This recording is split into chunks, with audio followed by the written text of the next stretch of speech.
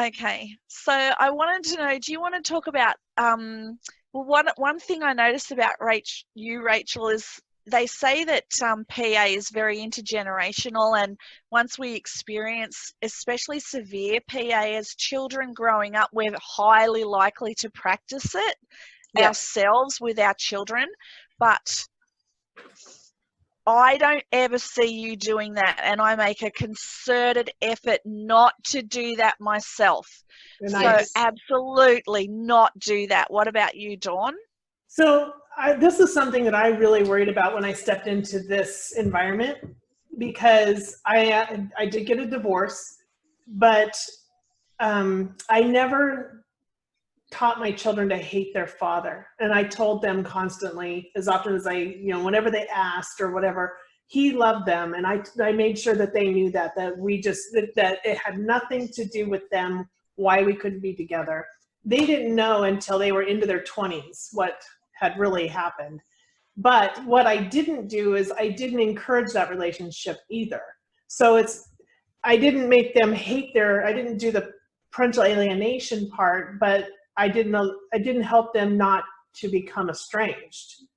But I was taught that parents were not required, because my mom abandoned me when I was 2. Then she abducted me when I was 4, and then gave me a new dad when I was, I don't know, 8, I think.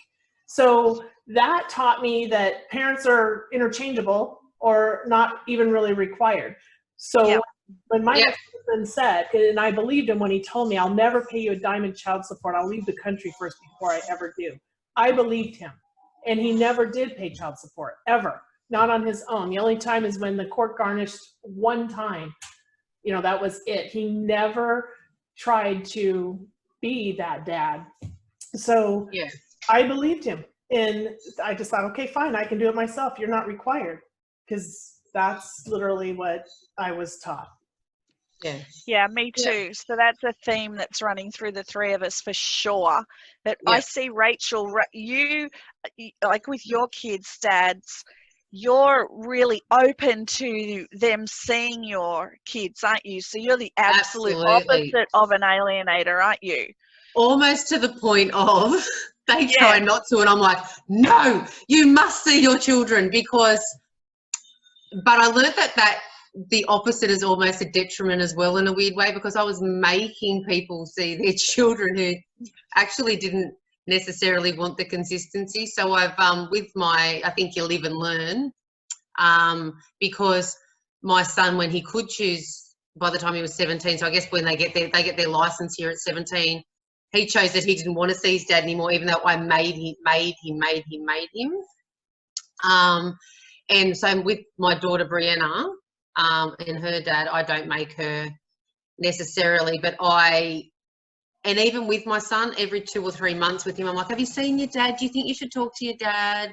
What about if you catch up for coffee? Oh, you're an adult now, you're 19. Do you think you could go for a beer with him? Because in Australia that you can go to pubs from 18.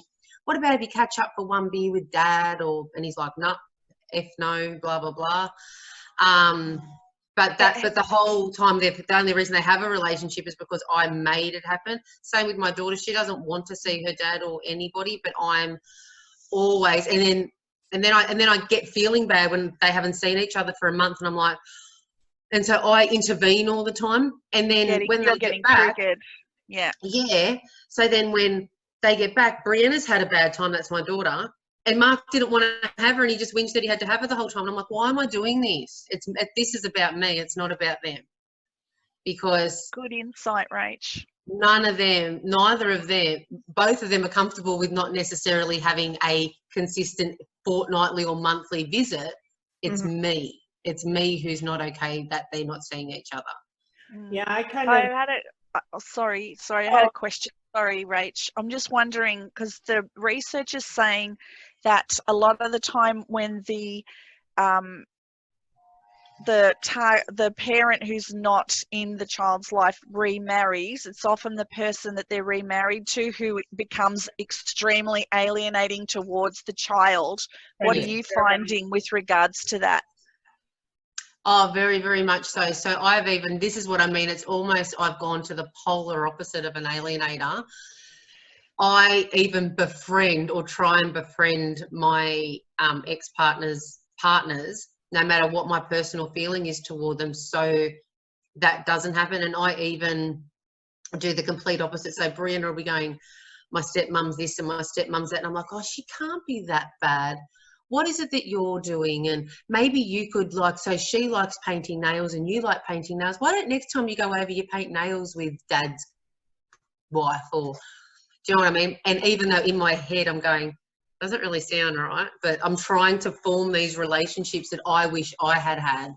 Yeah. Because I've now formed a good relationship with my dad's wife, but I never had that, because all my mum ever did and still does is bag this lady out who is she's a psychologist and she's just lovely, but my mum never allowed me to form any kind of, and it took me till I was 30 to even see her for the woman that she is.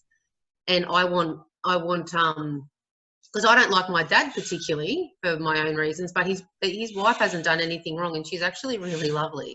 So I want to give my own daughter insight into, okay, you might not get on with Dad, but is Beck really doing anything wrong? You know, like, yeah. Yeah, because I remember her telling the story about the pictures, like the family pictures at Christmas time and stuff. Yeah. It's like, Yeah. how, hardcore. Yeah, I know. Yeah, so she's alienating, perhaps. I don't know. It's hard. It's a tough one.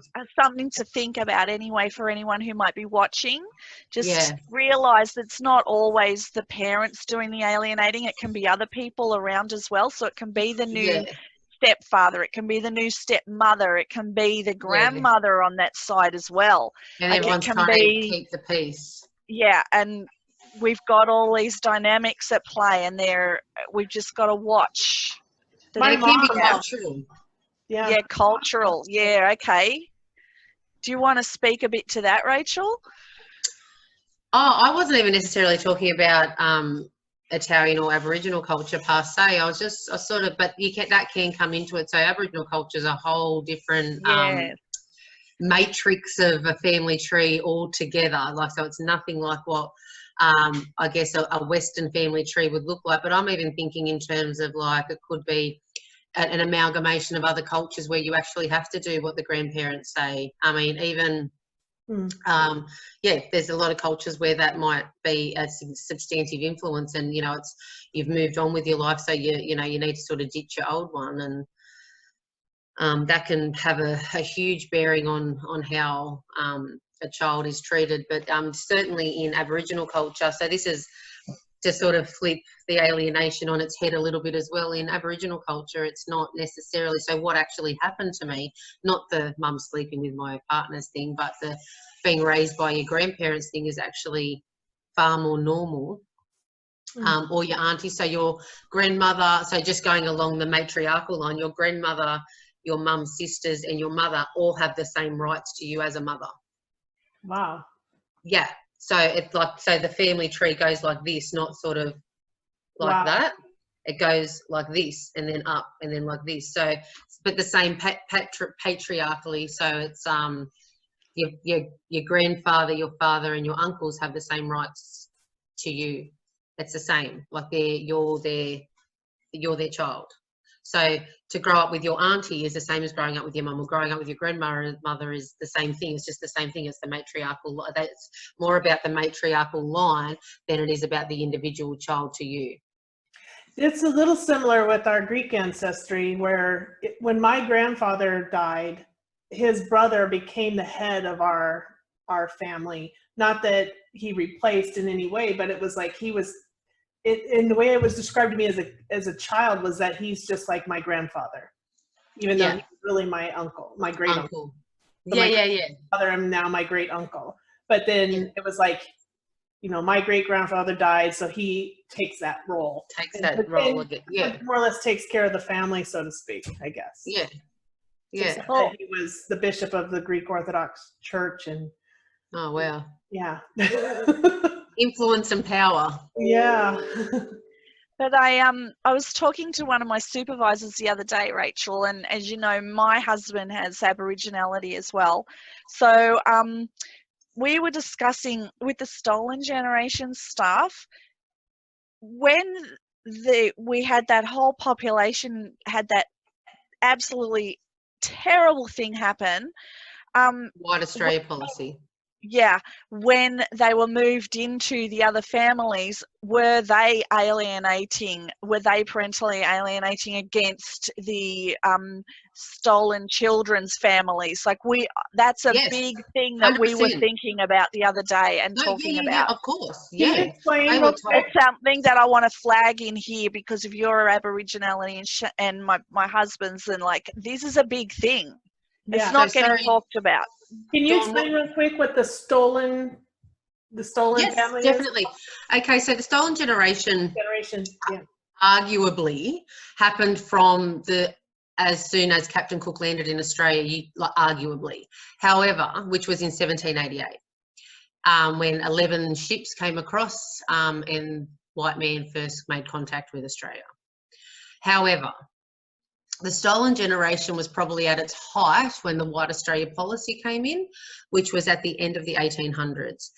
It really, really came to the forefront, particularly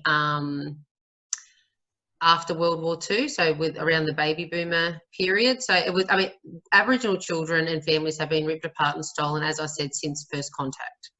However, explain what that means though, Rach. First contact is when Captain Cook came here in 1788. No. And when they were stolen, like what happened then?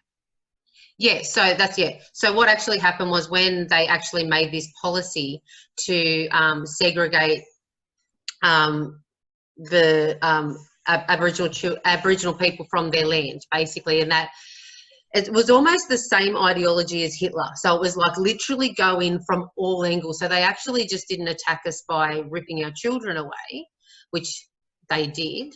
And we'll put into, it wasn't just given to homes like the other families, they were actually predominantly taken to missions.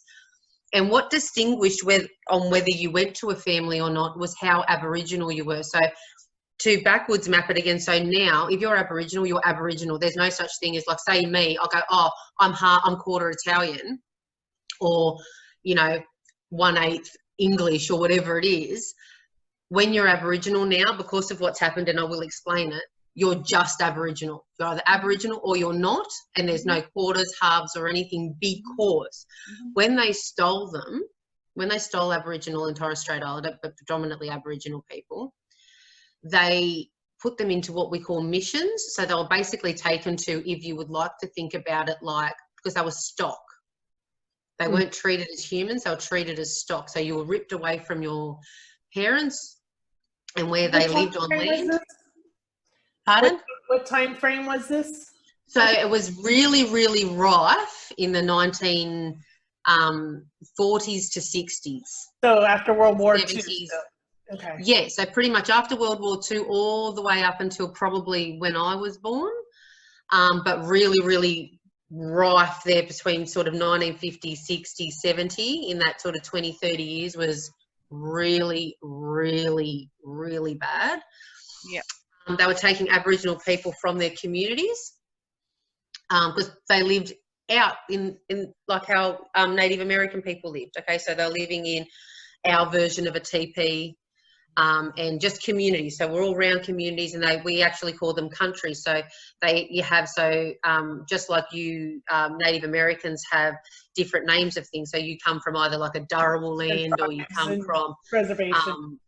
Yeah, different reservations. Yep. Okay, and we actually call them reservations as well. Res or missions. Yep. And so they were taken to a mission where usually some kind of Christian-based priest or whatever would be there, and he would literally divide you up into skin colours. And so he would decide, because a lot of the time Aboriginal women were sleeping with like shearers, like white shearers and things like that. So you might have been what they called a half caste or a quarter caste, and the whiter skinned you were, the more likely you were to get adopted out into a family, because the whole idea is that then you bred the Aboriginal out, because Aboriginal blood is the only, or DNA, is the only DNA that after 4 generations has no trace. Wow. Yeah. So, and they knew that even back then somehow. And so what they would do is they'd have and I can send you pictures, but you'd have like a pure blood, and I'm going to use white terms for now, with apologies to any elders listening.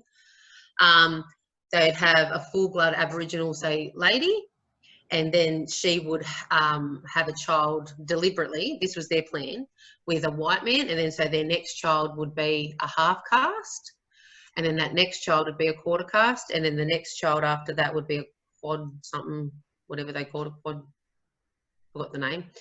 But then so by the time that child had a baby, it was completely bred out. So the whole plan, it was like a whole big 100-year plan, if you like, that bloodline would be completely bled out.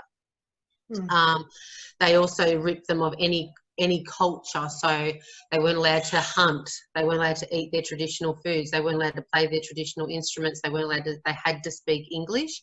If they didn't speak English, anything from having your tongue cut out to just being absolutely flogged, and the abuse in these places was significant. Like I can't anything you can possibly fathom, from 2-year-olds being whipped because they wet the bed, murders, everything, and they were completely removed. So that's why, so even myself, that's why I didn't even know, because my family were up near a place called Burke, so in the outback, and what they would do is if an Aboriginal person had a child, it was actually recorded during this time, it was actually recorded as stock, like as in either a sheep or a cattle, because we were referred to as flora and fauna, which is what indigenous means. So even in the Australia policy, Aboriginal people weren't counted. They were counted as animals. They weren't counted as humans, and so we weren't allowed to vote. If you were white enough, skinned enough, you could sign off yourself as an adult to say that you weren't Aboriginal, and you'd have a thing around your neck that was called a beer ticket, and it was like the segregation in America. So you weren't allowed in, like there was distinctive toilets and pubs and all that, same kind of like this is a coloured toilet and stuff like that, so same thing. And you had to actually sign off if you were white skinned enough and pass. So say I would pass, especially in summer, and you'd have a beer ticket, what they call a beer ticket, and you're allowed to go into white pubs. But if your own brother walked past you, you weren't allowed to acknowledge him if he hadn't signed the same waiver. Wow. That is horrible. Yeah. And they're still recovering. It's big time. Awful. Massive intergenerational stuff. Massive intergenerational stuff. So yeah, the trauma is so substantive that so because they were also introduced to alcohol, that really still affects our communities quite significantly. And so the parental alienation, in particularly Aboriginal culture, is really rife, because I feel like me, I don't feel like I make any deep connections with anybody, to be completely honest with you, like what I'd call authentic. With anybody. I actually feel like I'm totally emotionally broken in terms of being able to I genuinely like people and I can feel love, which I actually probably think is more of a lust feeling. But my ability to actually feel love or any actual attachment to anybody is almost non-existent. I have to force myself to attach myself to people. And I feel like it's the same culturally, like there's just no attachment because of the stolen generation. Like there's no sense of belonging to anything or anyone. Well, it's definitely talking about those long-term effects. And Elise, you can maybe help us talk about, for me, when I was taken out of one world and thrust into another one, it kind of began what I consider an identity crisis. Oh yeah. You can see that with what you're saying, Rachel, is, maybe that happened. Excuse me, maybe that happened to you too. So how common would that be? Would this be something that a lot of us would actually have as far as one of the long-term effects? Do we suffer from identity crisis? Well, it's the sense of self, because we don't understand who our authentic self is, because we're not allowed to have a voice. And a lot of the time we're so bombarded when we're really young, and there's a whole range of behaviours that go into it. So Rachel's mum was quite different to my mum, but it's all kind of manifesting in the same stuff. And the sense of self is really what we struggle with the most. And just knowing who we are and having a voice is major for us. And for us to stand up and talk about our trauma when we've been told as children pretty much, shut up. Yep. Do not speak. Do not tell anyone what's going on. That's not going on. Your story isn't real. That's not what happened. The gaslighting is major. And Rach and I have these conversations, and we have them with my siblings and stuff. We're trying to figure out what was real, what's not, from different other family members. It's like one of my siblings says it's like doing a jigsaw puzzle. There's a million plus pieces, maybe more. We don't know. It's black. And there's no picture. We're trying to put that together. That's what it's like. That's what it feels like for me. And if we don't have access to one of our parents, then we don't have all of those puzzle pieces. So you don't even know what you're putting together. Yeah, there's an entire family side I don't know about. Like I said in my presentation, when I reunited with my dad after 25 years, both my paternal grandparents were dead. My uncle had died by suicide. I had one uncle left, and I had no idea where my cousins or anyone else are or who they are. I think one's in Canada. That's all I know.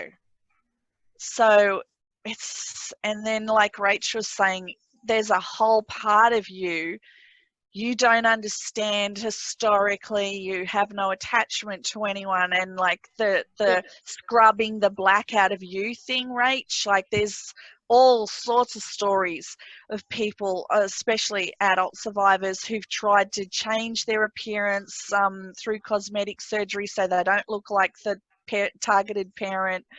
All sorts of stuff going on. This sense of identity is something that we try and get. We're not given it.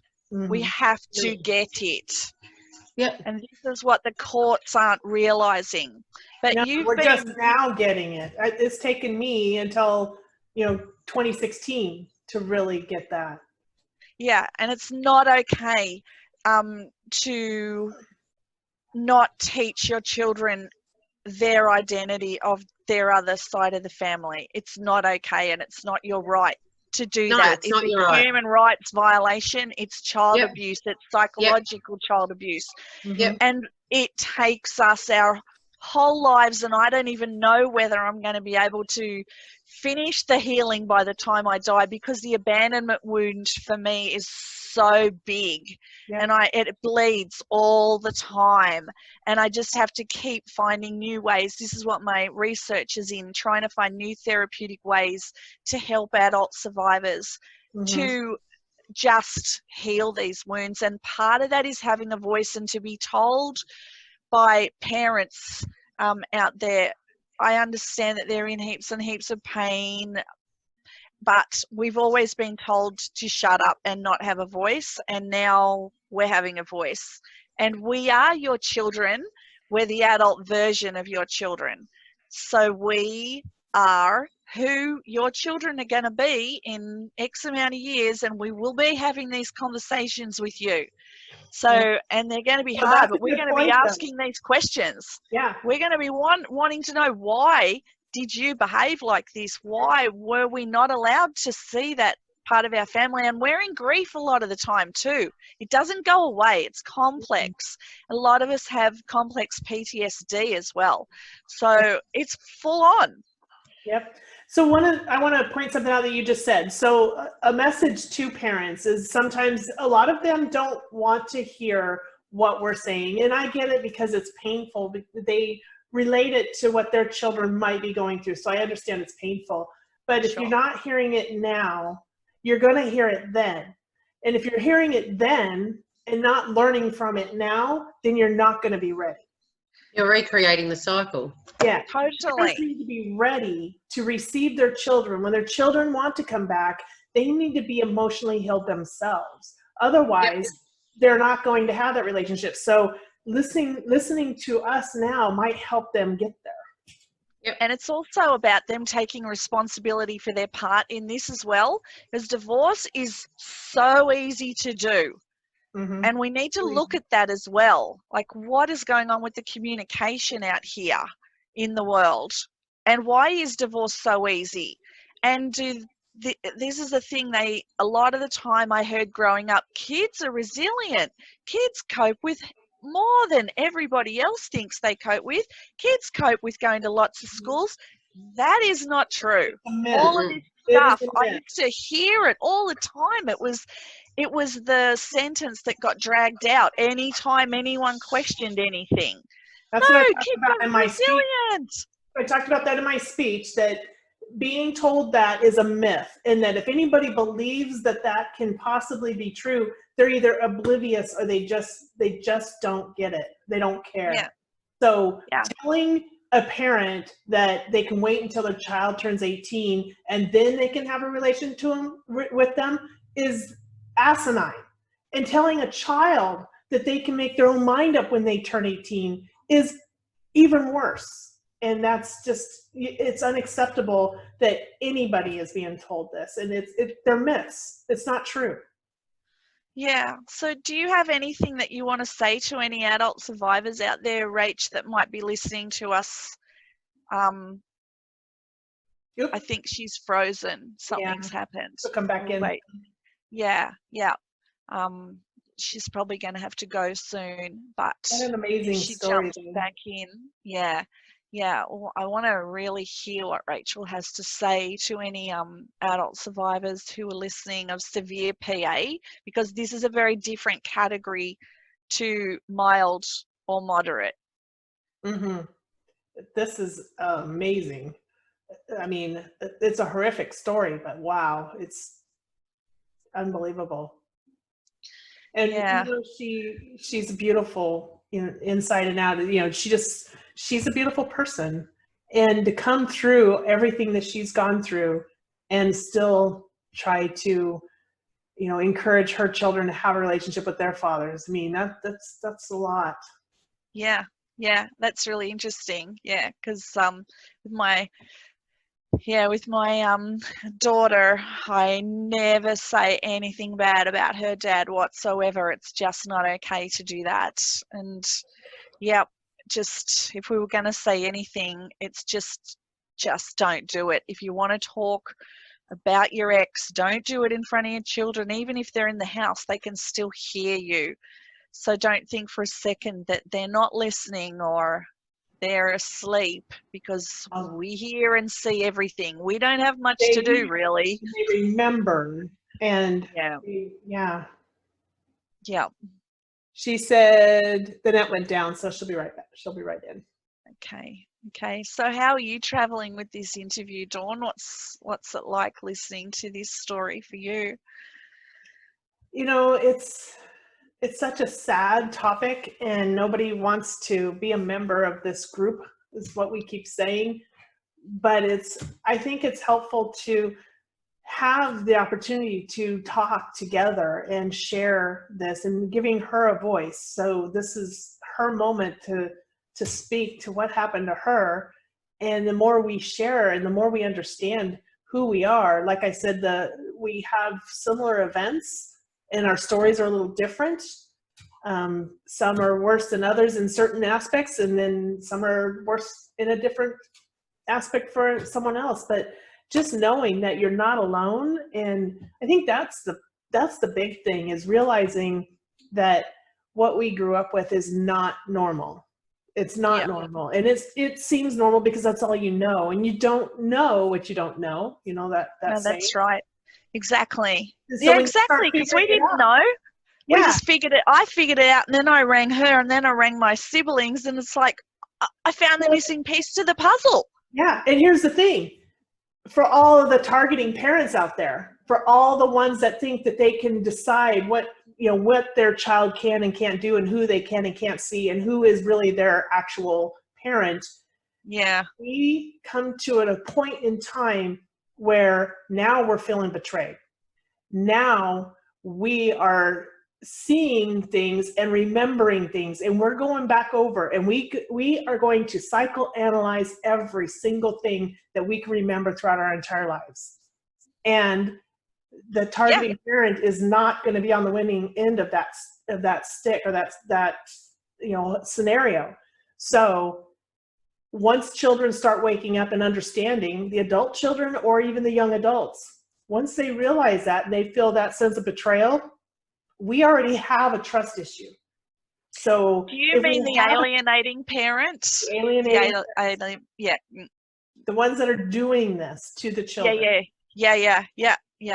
That little video that you sent me yesterday of the judge with that little tiny girl in court, where that woman was cheering when the man who thought that he was her father biologically after 3.5 years found out he wasn't, and she was cheering in the court and the judge hammered her.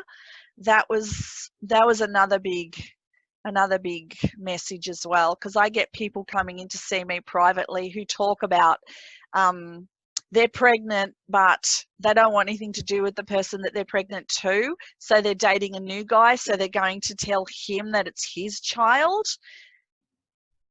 That is a conversation that they don't, when they're talking to me about that is not something we have a big conversation after that they don't expect.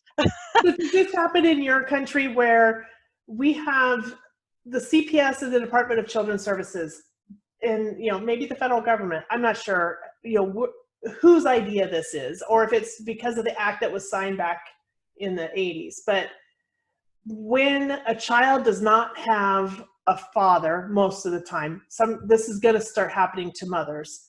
But when a mother, single parent, decides to remarry, the Department of Children's Services, or CPS, doesn't care if you're related or biological, or if you are a good person. They don't do background checks. So if she's going to get remarried, and since that is your male role model now, or maybe your mother role model later, depending on the scenario of the parents, they don't investigate who this person is to find out if they would be a good parent. So they don't really care if there is any trouble in the background. They just want a body. They want someone there so that they don't, so the welfare system doesn't have to deal with the child. Oh, so okay, that's really awful. They're just throwing kids into these, if you want to step up and take care of that kid, we're going to let you. Boom, there, done. If you want to step up and take care of this kid, boom, done. They don't care if you're actually family or not. They don't care what your background is. They don't care. They just want a body that is going to take responsibility. And then if they divorce, they don't care. You took responsibility for that child, so it doesn't matter if it's not your biological child. You took responsibility, so therefore you have to pay child support. And they don't care. Wow. This is why I am against CPS in so many ways, where or children's services, when they take that position, because it should matter. It should matter. It absolutely should matter. It will matter to the child when they grow up with a major identity crisis. It's going to matter, all right, to them. That's who should be coming first. But before we finish, because I know Rachel has to go and I have to go soon, do you have any messages for adult survivors of severe parental alienation like we all are? Do you have any messages for them? Because there are so many trapped with no voice still. Do you have anything you'd like to say to them, Rach? Yeah. Yeah, so I would definitely say work on you, because you should not, and you have absolutely no right to put your stuff onto your children. You chose to have children, and look, there's obviously always exceptions to the rule. If you've chosen to have children with somebody who is a complete druggo and abuser, then that's a whole other story. However, if you're alienating your children just because it impinges on your life, or because you just don't particularly like them anymore, or because of personal reasons, then you need to work on you and do your stuff, because you have no right to make those decisions for your children, because you didn't give them the right to make that decision when you decided to have children with that person. So you're talking to the alienator now, aren't you? Yeah, that's my message to the alienator, absolutely. For those of you who have been alienated, I would also encourage you to do your stuff, which means go and get some help, because otherwise most likely you will repeat patterns of behaviour, because that is human behaviour. We always mirror what we do. What we're taught. We absolutely do what we're taught. So I would suggest that you go and get some counselling and get some help before you move on and have children of your own, if it's not too late, or it's never too late to get the help. And sure. I would definitely encourage everybody, and I don't know about all around the world, but certainly in Australia, there's ways to gain free access to counselling to work on this. So you need to stop looking for excuses. I know that there's online services, and I know that there's lots of people that you can speak to about the alienation that you've gone through, and that maybe that you've inflicted on your own children with, usually, I'd like to hope, unintentionally, but we do it, and it does have lasting effects, and it has become intergenerational. So stop it. Yeah. Well said. Yep. Well said. Well said.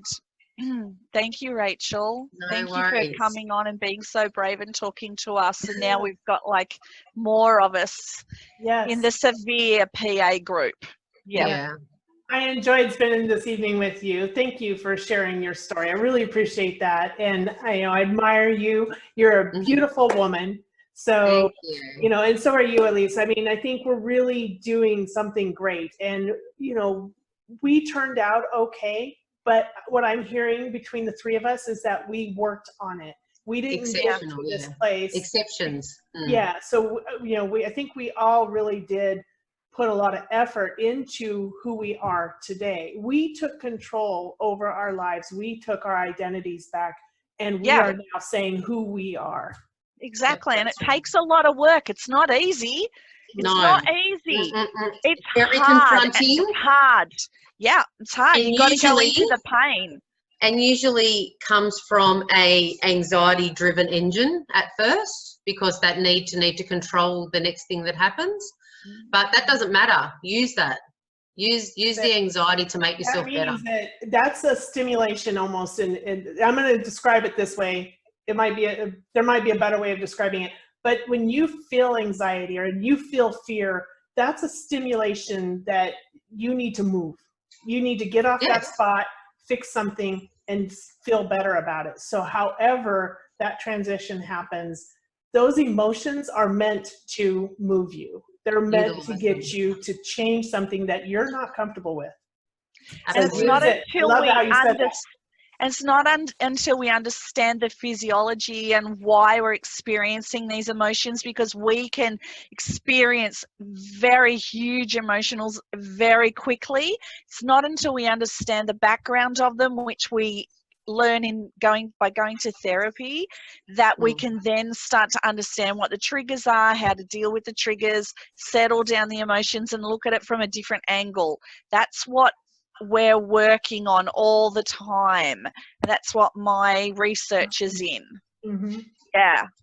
And I think we will always be working on it. I think that's something that we will always end up doing for the rest of our lives, just to keep ourselves on task and not being stuck back into that. And I think, if we don't care for ourselves, if we don't love ourselves, it would be easy to fall back into that. So we are here to support each other. That's why we're doing. And there is help. We can stop these patterns. We can stop them. We just have to understand them. There's lots of different ways we can work with them, move through them, and start to get our lives back and our identities back, and not always stay in that fear space.